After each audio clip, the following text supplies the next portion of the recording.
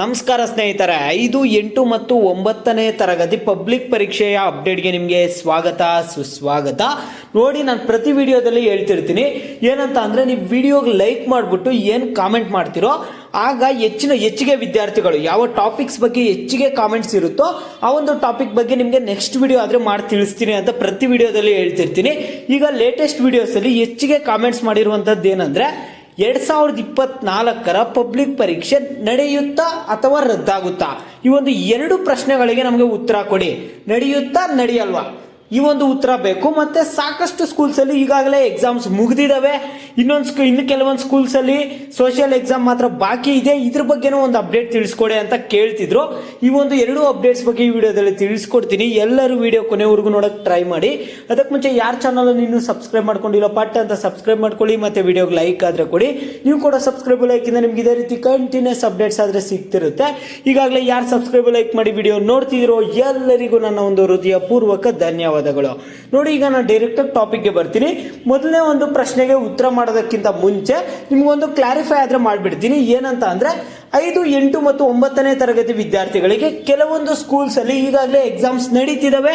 ಇನ್ನು ಕೆಲವೊಂದು ಸ್ಕೂಲ್ಸ್ ಅಲ್ಲಿ ಎಕ್ಸಾಮ್ಸ್ ಆದ್ರೆ ಮುಗ್ದಿದಾವೆ. ಯಾಕೆ ಅವ್ರಿಗೆ ಮಾತ್ರ ಯಾಕೆ ಎಕ್ಸಾಮ್ ಮಾಡ್ತಿದ್ದಾರೆ ಅಂತ ನೀವು ಕೇಳೋದಾದ್ರೆ, ಅಲ್ಲಿ ಸ್ಕೂಲ್ ಮ್ಯಾನೇಜ್ಮೆಂಟ್ ಅವರು ಏನ್ ಮಾಡ್ತಿದ್ದಾರೆ ಅಂದ್ರೆ, ಅವರೇ ಸ್ವಂತ ಎಕ್ಸಾಮ್ಸ್ ಆದ್ರೆ ಮಾಡ್ತಿದ್ದಾರೆ. ಈ ರೀತಿಯಾಗಿ ಎಕ್ಸಾಮ್ಸ್ ಮಾಡ್ತಿದ್ದಾರೆ. ಅವ್ರು ಪಬ್ಲಿಕ್ ಪರೀಕ್ಷೆ ಆದ್ರೆ ಮಾಡಕ್ ಹೋಗ್ತಿಲ್ಲ. ಇಲ್ಲಿ ಅವ್ರು ಏನ್ ಮಾಡ್ತಿದ್ದಾರೆ, ಸ್ವಂತ ಆಗಿ ಪರೀಕ್ಷೆ ಆದ್ರೆ ಮಾಡ್ತಿದ್ದಾರೆ ಅವರ ಒಂದು ವಿದ್ಯಾರ್ಥಿಗಳಿಗೆ. ಓಕೆನಾ? ಇನ್ನ ಸಾಕಷ್ಟು ಶಾಲೆಗಳಲ್ಲಿ ಪಬ್ಲಿಕ್ ಪರೀಕ್ಷೆಗಾದ್ರೆ ವೇಟ್ ಮಾಡ್ತಿದ್ದಾರೆ. ಈಗ ಪಬ್ಲಿಕ್ ಪರೀಕ್ಷೆದು ಹೈಕೋರ್ಟ್ ಅಲ್ಲಿ ಕೇಸ್ ಇದೆ. ಈಗ ಪಬ್ಲಿಕ್ ಪರೀಕ್ಷೆ ಬರೆಯೋದಕ್ಕೋಸ್ಕರ ಇನ್ನು ಕೆಲವೊಂದು ವಿದ್ಯಾರ್ಥಿಗಳಾದ್ರೆ ವೇಟ್ ಮಾಡ್ತಿದ್ದಾರೆ. ಇಲ್ಲಿ ಈಗ ಪಬ್ಲಿಕ್ ಪರೀಕ್ಷೆ 5, 8 ಮತ್ತು 9ನೇ ತರಗತಿಯ ಪಬ್ಲಿಕ್ ಪರೀಕ್ಷೆ ನಡೆಯುತ್ತಾ ನಡೆಯಲ್ವಾ? 2024ನೇ ಸಾಲಿನಲ್ಲಿ ಈಗ ಬರುವಂತಹ ಒಂದು ಪಬ್ಲಿಕ್ ಪರೀಕ್ಷೆ ಈಗಾಗಲೇ ನೀವು ಕೂಡ ಬರ್ದಿದ್ದೀರಾ. ಕೆಲವೊಂದು ಸಬ್ಜೆಕ್ಟ್ಸ್ ನೀವು ಬರ್ದಿದ್ರ. ಈಗ ನಿಮಗೆ ಪಬ್ಲಿಕ್ ಪರೀಕ್ಷೆ ನಡೆಯುತ್ತಾ ನಡೆಯಲ್ಲ ಅಂತ ಒಂದು ಡೈರೆಕ್ಟ್ ಆಗಿ ಪಾಯಿಂಟ್ ಬರೋದಾದ್ರೆ, ಇಲ್ಲಿ ನೋಡಿ, ಕೋರ್ಟ್ ಅಲ್ಲಿ ಏನೇನು ನಡಿಬೇಕಿತ್ತು ಎಲ್ಲ ವಾದ ವಿವಾದಗಳು ಮುಗಿದಿದೆ. ಈ ವಿಷಯ ನಿಮಗೂ ಗೊತ್ತಿದೆ. ಇನ್ನು ಹೈಕೋರ್ಟ್ ಜಡ್ಜ್ ಅವರು ಒಂದು ಫೈನಲ್ ಡಿಸಿಷನ್ ಅನ್ನ ಶಿಕ್ಷಣ ಇಲಾಖೆಗೆ ಕೊಡ್ಬೇಕಷ್ಟೇ. ಇಷ್ಟೇ ಬಾಕಿ ಇದೆ. ಓಕೆನಾ?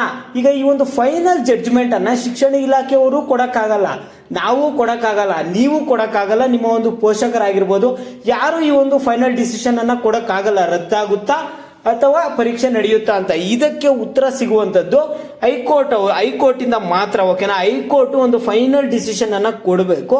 ಫೈನಲ್ ಡಿಸಿಷನ್ ಕೊಡೋದಕ್ಕೆ ತಡ ಮಾಡಲ್ಲ.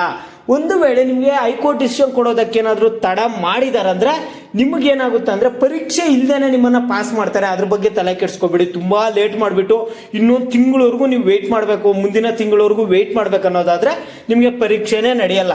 ಇದ್ರ ಬಗ್ಗೆ ತಲೆ ಕೆಡಿಸ್ಕೋಬೇಡಿ.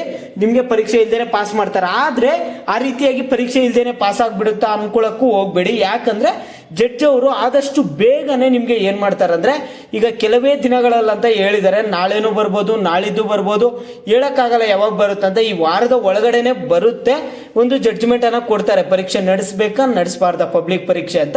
ಒಂದು ವೇಳೆ ಜಡ್ಜ್ಮೆಂಟ್ ಬಂದ್ಬಿಟ್ಟು ಪಬ್ಲಿಕ್ ಪರೀಕ್ಷೆ ನಡೆಸಬೇಕಂತ ಬಂದ್ರೂ ಕೂಡ ನೀವ್ಯಾರು ತಲೆ ಕೆಡಿಸ್ಕೊಳ್ಳುವಂತ ಅವಶ್ಯಕತೆ ಇಲ್ಲ. ಕ್ವಶನ್ ಪೇಪರ್ ಡೆಡ್ ಈಸಿ ಆಗಿರುತ್ತೆ.